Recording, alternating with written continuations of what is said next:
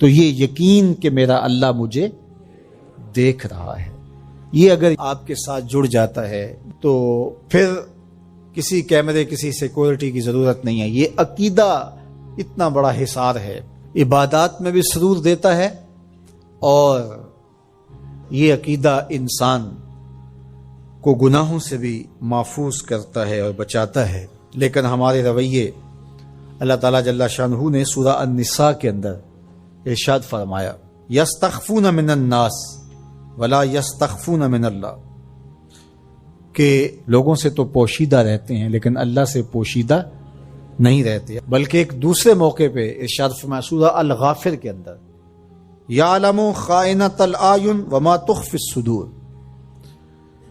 جو آنکھ خیانت کرتی ہے اللہ اس کو بھی دیکھتا ہے، اور جو سینوں میں پوشیدہ ہوتا ہے اللہ اس کو بھی دیکھتا ہے۔ جو چیزیں سوچ میں پیدا ہوتی ہیں، جو بطور وسوسہ آتی ہیں، تمہارا رب اسے بھی دیکھ رہا ہوتا ہے۔ حضرت عمر بن عبدالعزیز رضی اللہ تعالی عنہ فرمایا کرتے تھے کہ اپنی خلوتوں کو پاک رکھو، اللہ تمہارے ظاہر کو ستھرا کر دے گا۔ جس شخص کی خلوت پاکیزہ ہوتی ہے، عفت مآب ہوتی ہے، تو اس کے چہرے پہ خاص قسم کا نور ہوتا ہے۔ جو راتوں کی تنہائیوں میں اٹھ کے عبادت کرتا ہے اور اللہ کے حضور وہ الہا و زاری کرتا ہے، تو دن چڑھے اس کے چہرے کے اوپر اللہ تعالیٰ ایک خاص نور پیدا کرتا ہے، جس سے لوگوں کو سرور ملتا ہے اور لوگوں کے دل میں اس کے لیے محبت پیدا ہوتی ہے۔ اور جو تنہائیوں میں جرم کرتا ہے، گناہ کرتا ہے، اور لوگوں کی نظر میں کوئی ایسی چیز ہوتی بھی نہیں ہے، تو لوگوں کے دل میں اس کے لیے نفرت پیدا کر دی جاتی ہے، لوگ اس سے دور ہٹنا شروع ہو جاتے ہیں۔ یہ دلوں کے سودے ہیں۔ تو اس لیے اپنی خلوتوں کو پاکیزہ کیجئے۔ حضرت عبداللہ بن عمر رضی اللہ تعالیٰ عنہ اپنے دوستوں کے ساتھ کھانا کھانے میں مصروف تھے، باہر پہاڑوں میں۔ آج بھی عرب ایسا کرتے ہیں، گھر سے کھانا تیار کیا اور باہر صحراؤں میں پہاڑوں میں لے کر وہاں بیٹھ کے کھانا کھاتے۔ تو کھانا کھا رہے تھے تو ایک چرواہا بکریاں لے کے گزرا، تو آپ کے دل میں اس کے لیے محبت پیدا ہوئی، تو اس کو بلا کے کہا کہ تم بھی ہمارے ساتھ بیٹھ کے 2 لقمے لے لو۔ اس نے معذرت کی۔ آپ نے پھر کہا نہیں، 2 لقمے آپ ہمارے ساتھ لے لیجئے۔ تو اس نے کہا کہ میرا روزہ ہے، میں روزے سے ہوں۔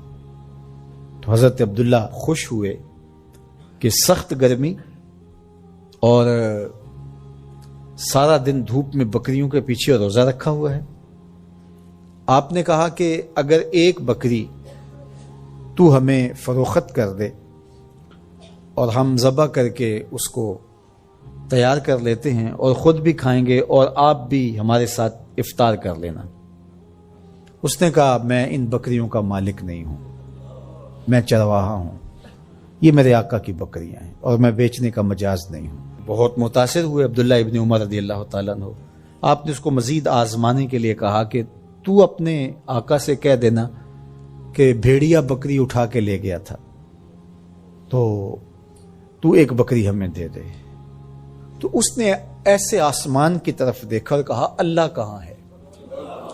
بس اس کا یہ انداز حضرت عبداللہ بن عمر کو اتنا بھا گیا، اتنا اچھا لگا کہ آپ جب یہ واقعہ سنایا کرتے تھے تو آنکھوں سے آنسو جاری ہو جاتے، اور فرماتے اس نے یوں انگلی کھڑی کی تھی اور آسمان کی طرف دیکھا تھا اور بار بار کہتا تھا اللہ کہاں ہے؟ خیر آپ واپس شہر آئے، اس کے مالک کو تلاش کیا اور کہا کہ اس غلام کو اور بکریوں کو منچاہی قیمت کے ساتھ مجھے فروخت کر دو۔ اس نے بکریاں اور غلام دونوں بیچ دیے۔ آپ نے غلام کو بلایا اور کہا کہ تو آج کے بعد آزاد ہے، اور یہ بکریاں بھی تیری ملک ہوئیں۔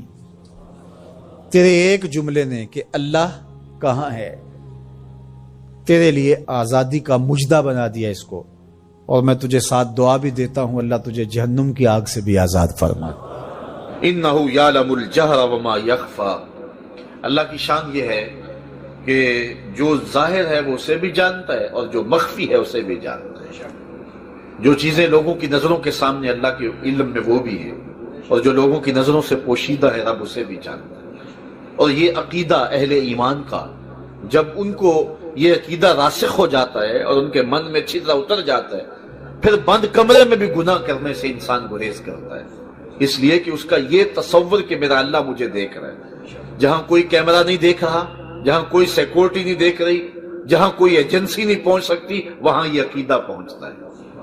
آپ جانتے ہیں 7 دروازے مکفل کر کے بت کے اوپر موٹا کھیس ڈال کے زلیخا بولی ہے تالک یوسف اب تو آ جاؤ، اب تو کوئی نہیں ہے۔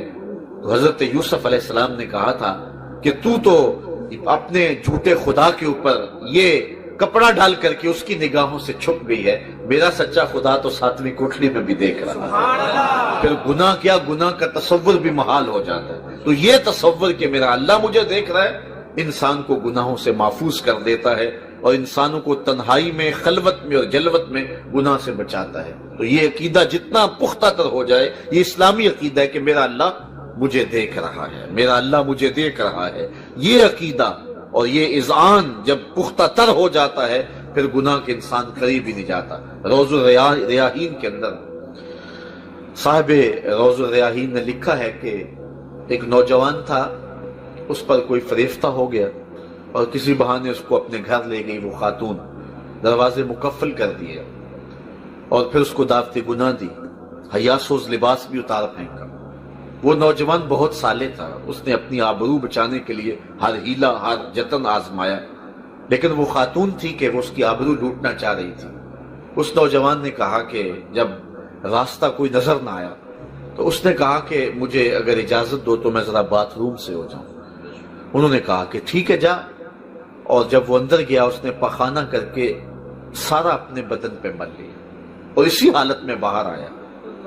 تو جب امام یافی کہتے ہیں جب وہ اس حالت میں باہر آیا تو اس عورت کا سارا نشہ اتر گیا۔ اس نے کہا تو کوئی دیوانہ ہے، میں تو ہنسی سمجھا ہوا تھا تجھے۔ تو اس نے جلدی سے دروازہ کھول دیا۔ وہ نوجوان باہر نکل رہا تھا اور دل ہی دل میں رب کا شکر ادا کر رہا تھا، مالک میرا تن گندا ہو گیا، من تو ستھرا رہا۔ کائنات کا سب سے حسین چہرہ یہ ہے وہ جو جنسی کالک سے محفوظ ہو۔ باہر ایک چشمہ تھا، وہاں جا کر کے اس نے غسل کیا، اور امام یافی علیہ رحمہ لکھتے ہیں ساری زندگی اس کے بدن سے مشک و عنبر کی خوشبو آیا کرتی تھی، اور جب وہ مر گیا لوگوں نے دفن کر دیا، یہ خوشبو اس کی قبر کی مٹی سے بھی آیا کرتی۔ تو یہ عقیدہ کہ میرا اللہ مجھے دیکھ رہا ہے، اللہ اکبر، انسان کو گناہ کرنے سے محفوظ کر دیتا ہے۔